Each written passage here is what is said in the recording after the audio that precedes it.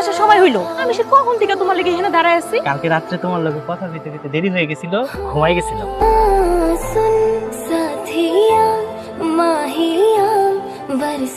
আপা তুমি খেলে মানে একবার অনুমতি দাও, এই আমি দুনিয়া থেকে সরাই দিই। আস্তে আস্তে সব ঠিক কিচ্ছু ঠিক হইব না বা ওরা দিন দিন খারাপের দিকে যাইতেছে, সামনে নিয়ে যাচ্ছে। তাই বলে বাড়ির মান সম্মান গুলো ধুলাই মিশে যাইবো।